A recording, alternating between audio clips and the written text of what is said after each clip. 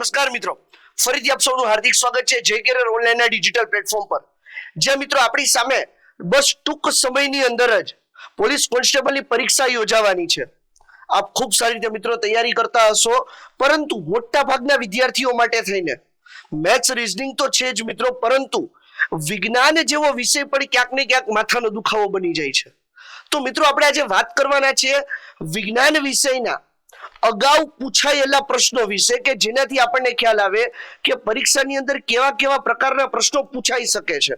એટલે કે મિત્રો આપણે વાત કરવાના છે પીવાયક્યુ ની. ખાસ મિત્રો વિજ્ઞાન વિષયના પીવાયક્યુ જે છે એ ખૂબ જ મહત્વના રહી છે. આપણને આઈડિયા ક્લિયર થશે મિત્રો કે આમાં કેવા પ્રકારના પ્રશ્નો આવી શકે છે. તો મિત્રો સમય વેડફા વિના જ આપણે ફટાફટ શરૂ કરવા જઈએ છીએ મિત્રો વિજ્ઞાન વિષયના પોલીસ કોન્સ્ટેબલ માટેના સ્પેશિયલ પીવાયક્યુ. જે મિત્રો આપણને પહેલો જ પ્રશ્ન આપ્યો છે, ગુજરાત સરકારને સ્પેસ ટેક નીતિ તૈયાર કરવામાં કઈ સંસ્થાઓનો સહયોગ પ્રાપ્ત થયો છે? મિત્રો ગુજરાત સરકાર જે છે એ પહેલેથી જ ટેકનોલોજીની દ્રષ્ટિએ ખૂબ આગળ પડતું ધ્યાન આપે છે.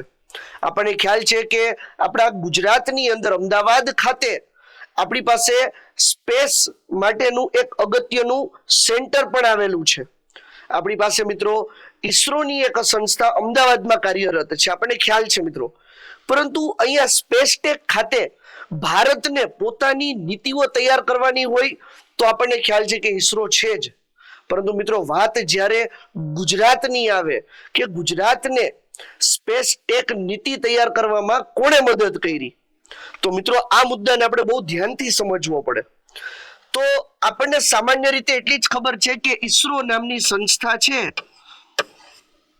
કે જે આ કામ કરે છે, Indian space research organisation.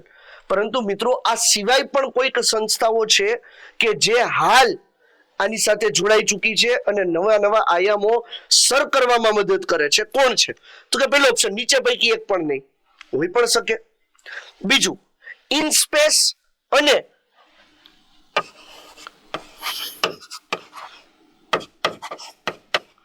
IN-SPACe plus ISACA. હવે મિત્રો આ બે ફટાફટ માટે નવા મુદ્દાઓ છે, પહેલી વાર કદાચ આપણે નામ સાંભળીએ છીએ મિત્રો. તો ઇનસ્પેસ જે છે એની સ્થાપના મિત્રો 2020માં કરવામાં આવી છે.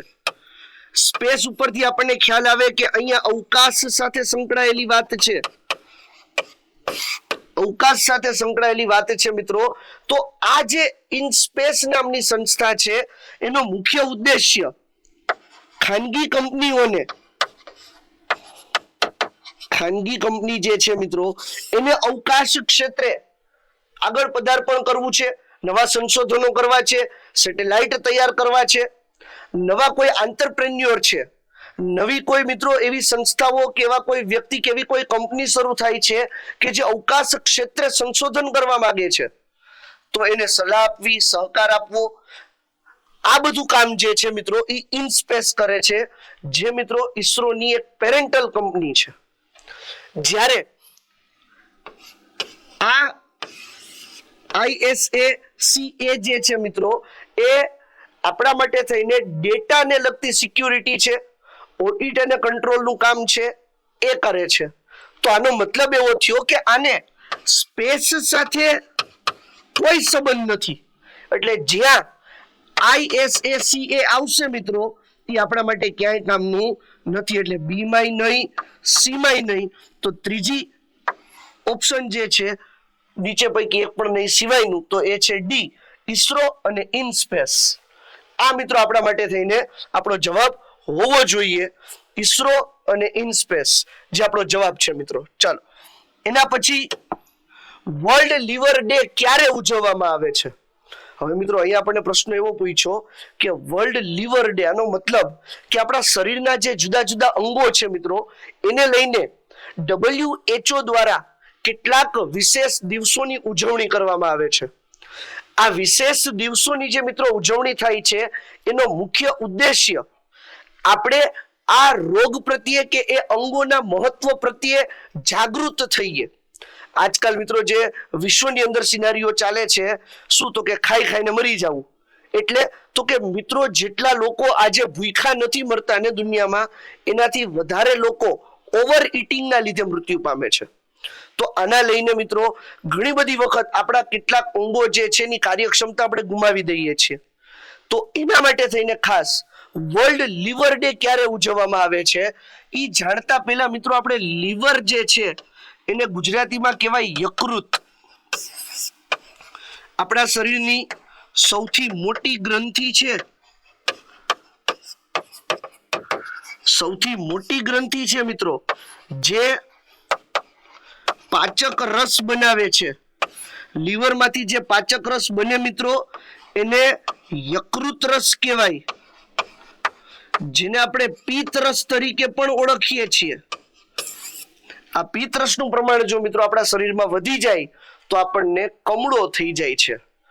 અને આ પિત્ત રસ જે છે મિત્રો એ યકૃતમાંથી જ સ્ત્રાવ થાય છે, એટલે પાચનમાં તો મદદ કરે જ છે. સાથે સાથે મિત્રો આપણી જે દવા ખાઈએ છીએ ને મિત્રો એ દવાની વિષારી અસર સામે આપણા શરીરને રક્ષણ આપવાનું કામ એ કરે છે. તો મિત્રો આપણા માટે થઈને યકૃત બહુ મહત્વનું છે. ક્યાં આવેલું છે તો મિત્રો આપણા જઠરની જમણી તરફ આવેલું છે. આપણું જઠર જે છે મિત્રો, આ જઠરની અહીંયા ઉપરના ભાગે મિત્રો આપણું યકૃત આવેલું છે. ખાસ યાદ રાખશું મિત્રો. હવે આપણને પૂછ્યો છે કે આ વર્લ્ડ લીવર ડે તરીકે કયો દિવસ ઉજવવામાં આવે તો મિત્રો વર્લ્ડ લીવર ડે તરીકે ઉજવાય છે 19 એપ્રિલ. 19 એપ્રિલ જે છે મિત્રો એ વર્લ્ડ લીવર ડે તરીકે ઉજવવામાં આવે છે. લીવર ફેલ થતા મિત્રો વ્યક્તિનું મૃત્યુ થઈ શકે છે. લીવર ફેલિયર છે, હિપેટાઇટિસ છે એટલે કે કમળો છે, પછી લીવર સાયક્રોસિસ છે, આ બધા જે રોગો છે એ યકૃત સાથે સંકળાયેલા છે. ખાસ યાદ રાખશું મિત્રો લીવર વિશે. ત્યાર પછી મિત્રો સફરજનનું વૈજ્ઞાનિક નામ શું છે? મિત્રો વાત આવે સફરજનના વૈજ્ઞાનિક નામની તો મિત્રો સફરજનનું વૈજ્ઞાનિક નામ સમજતા પહેલા આપણે વૈજ્ઞાનિક નામની થિયરી વિશે વાત કરીએ. તો મિત્રો કોઈ પણ વૈજ્ઞાનિકનું જ્યારે નામ લખવામાં આવે ને ત્યારે સામાન્ય રીતે એ 2 શબ્દોથી બનેલું હોય. જેમ આપણું નામ કેમ 3 શબ્દોથી બનેલું છે, આપણું નામ, પિતાનું નામ કે પતિનું નામ અને પાછળ અટક. જેનું નામ લખો એની જ અટક હોય. પતિના નામમાં પછી પિતાની અટક ન લાગે અને પિતાના નામમાં પતિની અટક ન લાગતી હોય. જેનું નામ લખો એની અટક લાગતી હોય. અહીંયા કોઈ પણ સજીવના વૈજ્ઞાનિક નામ છે ને મિત્રો એ 2 શબ્દોથી બને છે, એટલે કે દ્વિશબ્દ પ્રણાલી જે છે મિત્રો એ આપણા માટે થઈને અસ્તિત્વમાં આવેલી છે. આ પ્રણાલી અંતર્ગત કોઈ પણ સજીવનું વૈજ્ઞાનિક નામ જે છે એમાં જાતિ અને પ્રજાતિ લખવામાં આવતી હોય છે. એટલે કે 2 શબ્દોથી એક વૈજ્ઞાનિક નામ તૈયાર થતું હોય દરેક સજીવોનું. પછી એ સજીવ સૂક્ષ્મજીવ હોય, વનસ્પતિ હોય કે પ્રાણી હોય. અહીંયા આપણને 4 ઓપ્શન આપ્યા છે મિત્રો કે આ 4 ઓપ્શન જે છે એમાંથી સફરજન જે છે મિત્રો એનું વૈજ્ઞાનિક નામ શું છે મિત્રો? તો સફરજનનું વૈજ્ઞાનિક નામ માલુસ ડોમેસ્ટિકા છે. માલુસ ડોમેસ્ટિકા એ સફરજનનું વૈજ્ઞાનિક નામ છે. પરંતુ મિત્રો અહીંયા આપણને આપ્યું છે વિટીસ. આ વિટીસ જે છે ને મિત્રો એ દ્રાક્ષનું વૈજ્ઞાનિક નામ છે. દ્રાક્ષ જે છે એનું વૈજ્ઞાનિક નામ છે વિટીસ. આની પાછળ એના બીજા શબ્દો લાગે. આ એક પ્રાઇમરી વર્ડ છે જાતિ. મુસા એક્યુમિનેટ મિત્રો એ કેળાનું વૈજ્ઞાનિક નામ છે. મુસા એક્યુમિનેટ એ કેળાનું વૈજ્ઞાનિક નામ છે. અને મનિલકારા ઝાપોટા એ ચીકુનું વૈજ્ઞાનિક નામ છે. અને આ આપણે કીધું માલુસ ડોમેસ્ટિકા જે છે મિત્રો એ સફરજનનું વૈજ્ઞાનિક નામ છે. તો આનો મતલબ એવો છે કે આપણે પ્રચલિત સજીવોના વૈજ્ઞાનિક નામ ઉપર પણ તૈયારીઓ કરવી પડશે. એટલે કે વૈજ્ઞાનિકો નામ પૂછાઈ શકે છે, સજીવના વૈજ્ઞાનિક નામ, એની તૈયારી પણ મિત્રો આપણા માટે થઈને ખૂબ જ મહત્વની હોય છે. તો આ અલગ અલગ ફ્રૂટ છે મિત્રો એ બધાના જ વૈજ્ઞાનિક નામો હતા, જેમાંથી આપણને પૂછ્યું હતું સફરજનનું વૈજ્ઞાનિક નામ જે આવે માલુસ ડોમેસ્ટિકા.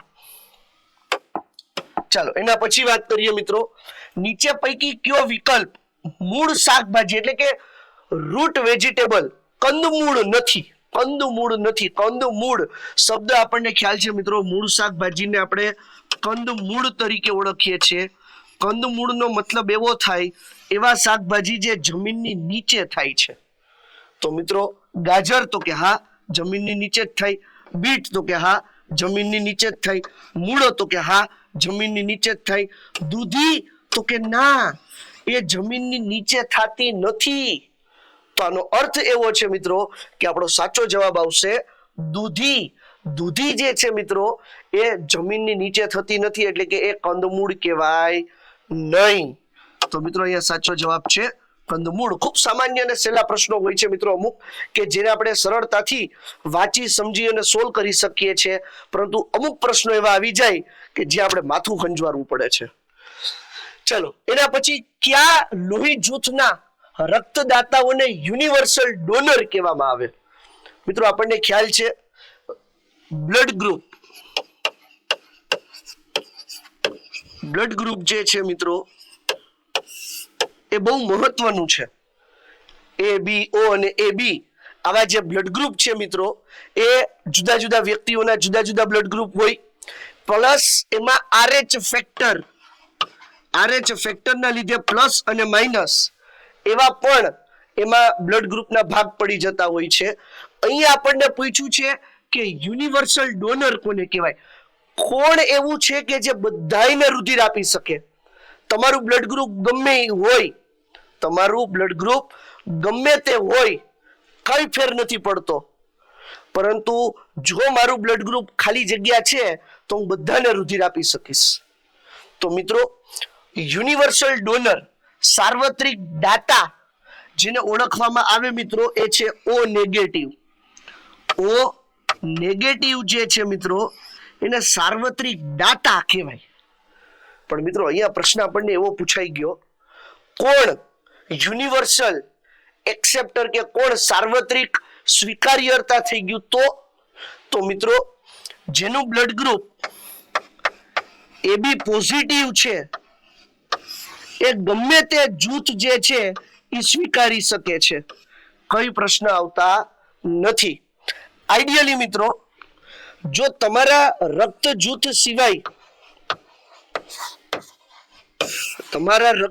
સિવાય અન્ય જો કોઈ જૂથ તમે સ્વીકારો ને તો આપણા બ્લડની અંદર, આપણા શરીરની અંદર મિત્રો એના ગાંઠાઓ બનવા લાગે. પરિણામે રુધિરનું વહન જે છે એ અટકી જાય અને વ્યક્તિ જે છે મૃત્યુ પામવા લાગે. કારણ કે આપણા બ્લડની અંદર મિત્રો જે આપણા વ્હાઇટ બ્લડ સેલ્સ છે એના માટે આપણા બ્લડ ગ્રુપ સિવાયના જે બ્લડ સેલ્સ આવેલા છે એના માટે એન્ટીજન એટલે કે પારકા કણો છે. પરિણામે એના ઉપર અટેક કરશે અને ન્યા ગાંઠો બનાવવા લાગશે.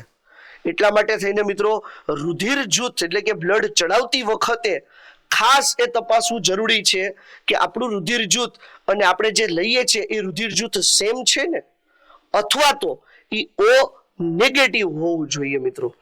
આ મહત્વનું છે. O નેગેટિવ કે જે બધાને આપી શકે છે, એ કોઈ પણ વ્યક્તિ હોય એને એ આપી શકે છે. અને ખાસ જો આપણું બ્લડ ગ્રુપ AB નેગેટિવ છે તો કોઈ પણ ગ્રુપનું બ્લડ જૂથ આપણે ચડાવી શકીએ છીએ. આ મહત્વનું છે. એટલે O negative universal donor, AB positive universal acceptor. ચાલો નેક્સ્ટ. યસ મિત્રો આપના માટે થઈને સારા સમાચાર છે, કારણ કે 2009 થી સતત જુનાગઢની અંદર કાર્યરત એવી સંસ્થા કે જેણે સૌથી વધારે શિક્ષકો, સૌથી વધારે પોલીસ કોન્સ્ટેબલ અને કેટલાય એવા વિદ્યાર્થીઓ કે જેને ક્લાસ 1-2 ની GPSC ની પરીક્ષા પાસ કરાવી છે, અને ખૂબ નિષ્ણાંત શિક્ષકોની ટીમ મિત્રો જય કરિયર ઓનલાઈન જે છે મિત્રો એ આપણી સાથે જોડાઈ ચૂક્યું છે અને આપને પોલીસ કોન્સ્ટેબલ બનવામાં મદદ કરી શકે છે. કેવી રીતે? તો કે આપને મિત્રો સંપૂર્ણ વિડિયો રેકોર્ડેડ કોર્સ, આખો સિલેબસ મિત્રો સંપૂર્ણ વિડિયો રેકોર્ડેડ કોર્સ જે છે એ આપને મળશે માત્ર 299 માં 3 મહિના માટે, 499 માં 6 મહિના માટે અને 799 માં 1 વર્ષ માટે મિત્રો. જેમાં આપને મિત્રો ઘણા બધા ફાયદાઓ છે. તો હવે આમાં રાહ જોઈ અને સમય બગાડાય નહીં. આજે જ જો તમે કોન્સ્ટેબલની તૈયારી કરો છો મિત્રો તો ગૂગલ પ્લે સ્ટોર પર જાઓ અને આ જે તમને લોગો દેખાય છે મિત્રો એ જય કેરિયર ઓનલાઈન એપ્લિકેશન ડાઉનલોડ કરો અને માત્ર મિત્રો 299 રૂપિયામાં આપ આપના કોન્સ્ટેબલ બનવાની તૈયારી જે છે એને આખરી ઓપ આપી શકો છો. ખરા અર્થની અંદર મિત્રો આપણા માટે થઈને આ એક છેલ્લી તક છે કે જેને આપણે ચૂકવી ન જોઈએ. આ ઓફર નથી મિત્રો, છેલ્લી તક સમજી અને આ પ્રક્રિયાને હાથ ધરો. આજે જ જય કેરિયર ઓનલાઈન એપ્લિકેશન ડાઉનલોડ કરી લ્યો અને સાથે મિત્રો ખાલી ડાઉનલોડ કરીને રાખવાનું નથી. આમાં તમને નિયમિત કરંટ અફેર્સ પણ મળતા રહેશે કે જે આપણી પરીક્ષામાં ખૂબ મહત્વના છે. અને અથવા તો મિત્રો આપ આગળ ક્યાંય અટકો છો તો આપને અમારો ફોન નંબર આપેલો છે. માર્ગદર્શન મેળવવા માટે ગમે ત્યારે આપ અમારો સંપર્ક કરી શકો છો મિત્રો. તો આપણા માટે એક સુવર્ણ તક 299, 499 અને 799 માં આપણા માટે કોર્સ ઉપલબ્ધ છે, સંપૂર્ણ પોલીસ કોન્સ્ટેબલનો વિડિયો રેકોર્ડેડ કોર્સ. યસ, સૌથી ઓછી વયના નોબેલ ભૌતિક વૈજ્ઞાનિક કોણ છે? એટલે કે એવા વૈજ્ઞાનિક કે જેમણે ભૌતિક શાસ્ત્રની અંદર નોબેલ એવોર્ડ મળ્યો હોય. મિત્રો આપણને ખ્યાલ છે કે આલ્ફ્રેડ નોબલ કે જેમણે ડાયનામાઇટની શોધ કરી હતી. ડાયનામાઇટની શોધ કરી હતી મિત્રો, એ આલ્ફ્રેડ નોબલની યાદમાં નોબેલ ફાઉન્ડેશન દ્વારા દર વર્ષે 6 અલગ અલગ કેટેગરીમાં નોબેલ પારિતોષક આપવામાં આવે છે. આ 6 કેટેગરી જે છે મિત્રો એ કઈ કઈ? તો કે મિત્રો ભૌતિક વિજ્ઞાન, રસાયણ વિજ્ઞાન, જીવ વિજ્ઞાન નથી મિત્રો, તબીબી શાસ્ત્ર છે, મેડિકલ સાયન્સ, અર્થશાસ્ત્ર, શાંતિ માટેનો જેના માટે ડોનાલ્ડ ટ્રમ્પભાઈ ઠેકડા ઠેકડી કરે છે, અને સાહિત્ય, લિટરેચર માટે મિત્રો આ 6 અલગ અલગ કેટેગરીની અંદર દર વર્ષે નોબેલ પારિતોષક અપાય છે મિત્રો, જે આલ્ફ્રેડ નોબલ નું એક મેડલ આપવામાં આવે છે અને ધનરાશિ આપવામાં આવે છે. અહીંયા મિત્રો આપણને એવું પૂછ્યું કે સૌથી ઓછી વયના નોબેલ ભૌતિક શાસ્ત્રી કોણ છે?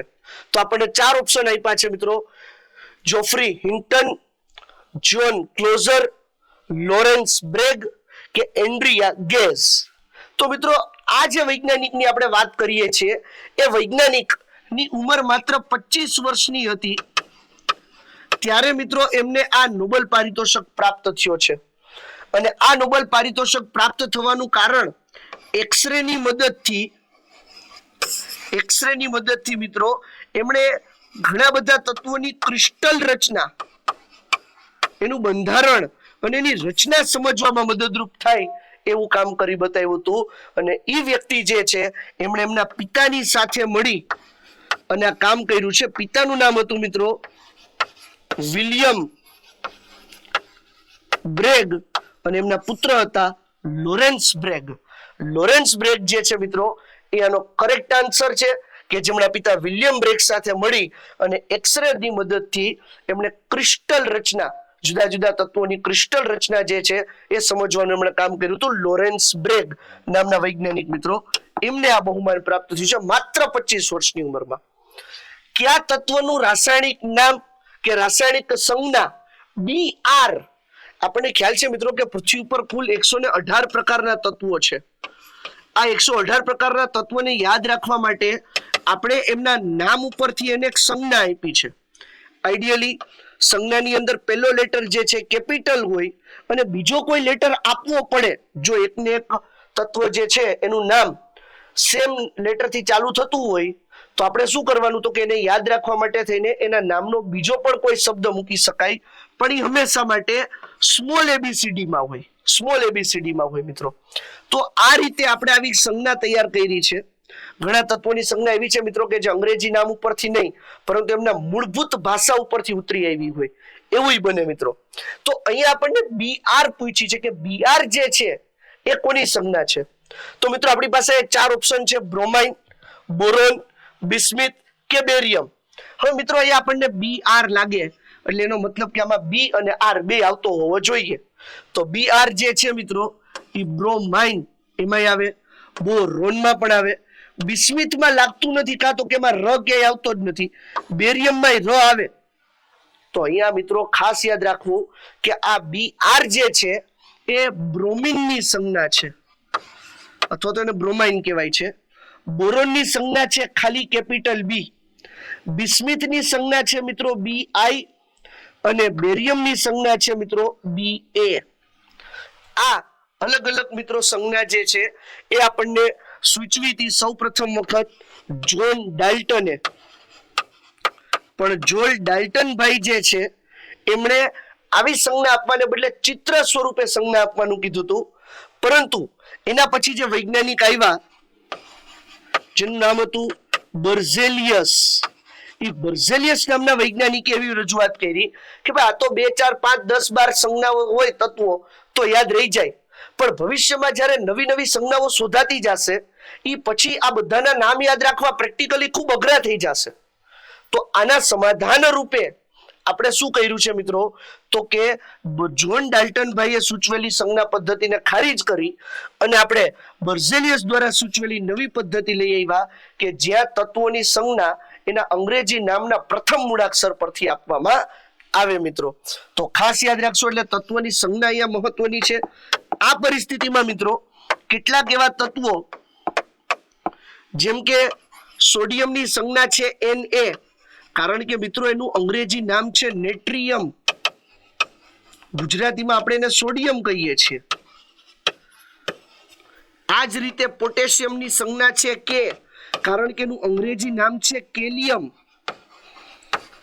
પણ ગુજરાતીમાં એને પોટેશિયમ, અંગ્રેજીમાં પોટેશિયમ જ કહેવાય છે. આ જ રીતે આયરનની સંજ્ઞા છે Fe, નામ છે ફેરમ, પણ એને આપણે આયરન અથવા તો લોખંડ તરીકે ઓળખીએ છીએ. તો મિત્રો આવી ઘણી બધી સંજ્ઞાઓ જે છે એ આપણા માટે થઈને મહત્વની પુરવાર થઈ શકે, જે આપણા રોજિંદા જીવનમાં કામ લાગતી હોય એવી સંજ્ઞાઓ ખાસ જોવી મિત્રો. ચાલો નેક્સ્ટ, એના પછીનો પ્રશ્ન, ફાધર ઓફ મેડિસિન કોને ગણવામાં આવે છે? મિત્રો જ્યારે કોઈ ડોક્ટર બને છે ને ત્યારે ડોક્ટર બન્યા પછી એમને એક શપથ લેવડાવવામાં આવે છે, એમને ઓથ લેવડાવવામાં આવે, અને એ જે વ્યક્તિના નામે ઓથ લેવડાવવામાં આવે ને એ જ આ ફાધર ઓફ મેડિસિન છે. કોણ છે આ ફાધર ઓફ મેડિસિન? તો મિત્રો અહીંયા સીધો જવાબ આપી દઉં છું કે હિપોક્રેટ્સ. હિપોક્રેટ્સ જે છે મિત્રો એમને ફાધર ઓફ મેડિસિન તરીકે ઓળખવામાં આવે છે. મૂળભૂત રીતે એ ગ્રીકના એક વૈદ્ય હતા. વૈદ્ય એટલે આપણને ખ્યાલ છે કે તબીબી વિજ્ઞાનના નિષ્ણાત હોય ને એને વૈદ્ય કહેવાય. આપણે જૂના કાળની અંદર જોઈએ મિત્રો, આદિકાળની અંદર ડોક્ટર શબ્દની વૈદ શબ્દ વાપરતા કે ઓલા વૈદ્યને તમે જે આવો ને હારું કરી દે. તો મિત્રો વૈદ જે છે એ ડોક્ટર માટે વપરાતો શબ્દ હતો. હવે બીજા નામ આપ્યા છે મિત્રો આપણને સોક્રેટિસ, પ્લેટો. તો સોક્રેટિસ જે છે મિત્રો એમને તત્વજ્ઞાનના પિતા કહેવાય, ફિલોસોફી એ પણ ગ્રીકના જ હતા. એમનો વિદ્યાર્થી એટલે પ્લેટો, એમનો વિદ્યાર્થી એટલે પ્લેટો. પ્લેટો જે છે મિત્રો એમને રાજકીય તત્વજ્ઞાનના પિતા તરીકે ઓળખવામાં આવે. અને આ લોન્જાઇનસ જે છે મિત્રો એમણે આધુનિક કાળની અંદર ઘડિયાળની ગણતરી જે છે એ કરવામાં મદદ કરી હતી. એટલે આઈડિયલી લોન્જાઇનસ જે છે મિત્રો એ સ્વિસ ઘડિયાળ કંપની છે કે જેણે ઘડિયાળ બનાવવાનું કામ કરે છે. પણ ઘડિયાળની ગણતરી, ઘડિયાળ કેવી રીતે બનાવી શકાય એનો આઈડિયા જે છે ને એ લોન્જાઇનસ નામના વ્યક્તિએ સૌપ્રથમ રજૂ કર્યો હતો.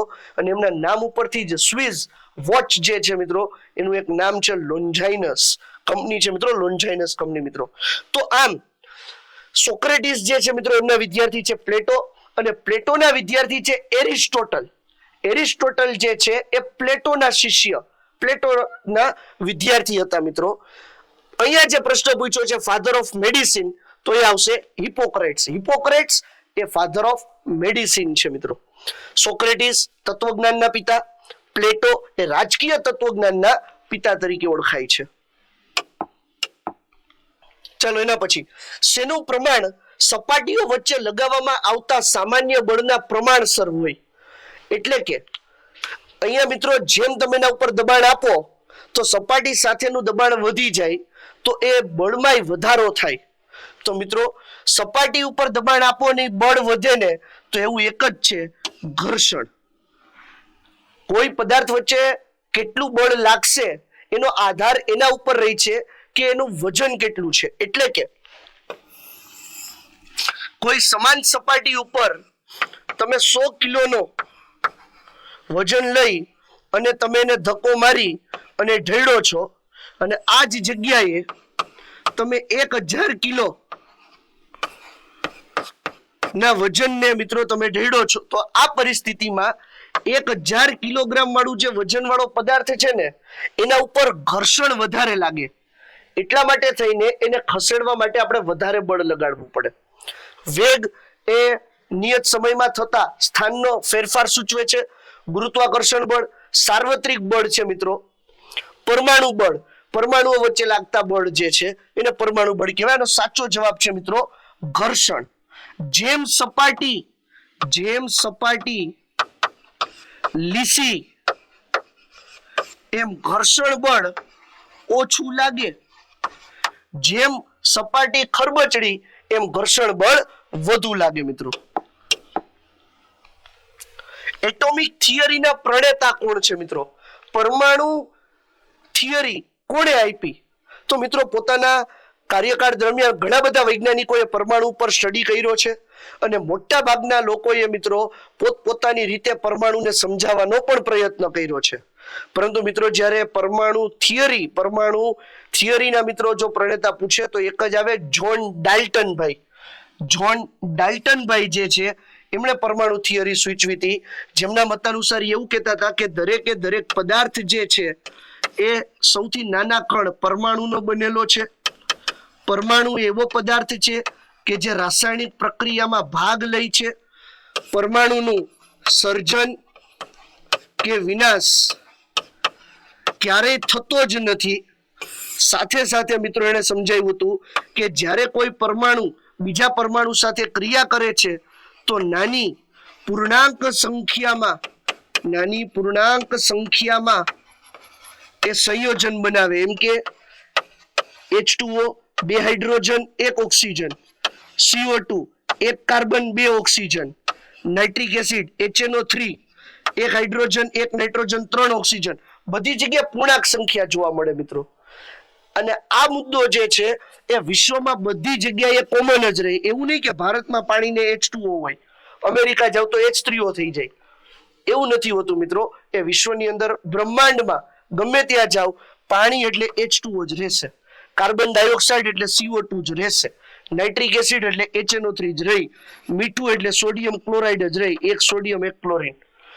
આ જે થિયરી આપી હતી મિત્રો એ હતા જ્હોન ડાલ્ટન. માટે આપણે જ્હોન ડાલ્ટનને એટોમિક થિયરીના પ્રણેતા તરીકે ઓળખીએ છીએ. ત્યાર પછી મિત્રો હોમોસેપિયન્સ એટલે શું? મિત્રો અહીંયા હોમોસેપિયન્સ એ વૈજ્ઞાનિક નામ છે. હોમોસેપિયન્સ જે છે મિત્રો એ વૈજ્ઞાનિક નામ છે મનુષ્યનું મિત્રો વૈજ્ઞાનિક નામ છે હોમોસેપિયન્સ. સેપિયન્સ મેં તમને કીધું હતું જાતિ અને પ્રજાતિ એમ બે નામ હોય છે. એટલે આપણું આખું નામ જો બોલવામાં આવે તો હોમોસેપિયન્સ સેપિયન્સ એવું નામ થાય છે. એ મનુષ્યનું વૈજ્ઞાનિક નામ છે. રોગ ન હોઈ શકે, ટાપુ સંસ્કૃતિ એવા કોઈ આમાં જવાબ આવતા નથી મિત્રો. હોમોસેપિયન્સ મનુષ્યનું વૈજ્ઞાનિક નામ છે. કુલોમ્બ નિયમ કોની સાથે સંકળાયેલો છે? મિત્રો જણાવી દઉં કે કુલોમ્બ એ વૈજ્ઞાનિકનું નામ છે. વૈજ્ઞાનિકનું નામ છે કે જેણે અલગ અલગ ભૌતિક રાશિઓ પર અભ્યાસ કરી અને પોતાના જુદા જુદા નિયમો રજૂ કર્યા છે. એમાં કુલંબ જે છે મિત્રો એ વિદ્યુત સાથે સંકળાયેલું છે. વિદ્યુત ભાર જે છે મિત્રો એ કુલંબ નામના વૈજ્ઞાનિકે સમજાવ્યો હતો. અને વિદ્યુત ભાર જે છે બે પ્રકારના હોય, કાં તો પોઝિટિવ કાં તો નેગેટિવ. એટલે વિદ્યુત ભાર માટે શબ્દ જે છે મિત્રો એ વપરાય છે કુલંબ, અને એનો એકમ પણ એ જ થાય જેને કેપિટલ C વડે દર્શાવવામાં આવતો હોય છે મિત્રો. દબાણ, અંતર, ગતિ આ ક્યાંય આવશે નહીં. કુલંબ જે છે મિત્રો એ વિદ્યુત સાથે સંકળાયેલી થિયરી રજૂ કરી હતી. તો મિત્રો આજે આપણે ચર્ચા કરી હતી વિજ્ઞાનના અતિ મહત્વના પીવાયક્યુ. આવા બીજા વિડીયો સાથે મિત્રો મળતા રહેશું. જો તમારા કોઈ મિત્રો કોન્સ્ટેબલની તૈયારી કરે છે તો સ્પર્ધાત્મક પરીક્ષાની તૈયારી કરે છે તો આપણી આ ચેનલ અને એપ્લિકેશન વિશે માહિતી આપવાનું ભૂલતા નહીં મિત્રો, કારણ કે ખૂબ નજીવા દરે આપને મળશે જ્વલંત સફળતા. જોડાયેલા રહો મિત્રો, ચેનલને લાઈક સબસ્ક્રાઇબ કરવાનું ભૂલતા નહીં. ફરી મળીશું, ત્યાં સુધી રજા આપો. અસ્તુ, જય હિન્દ.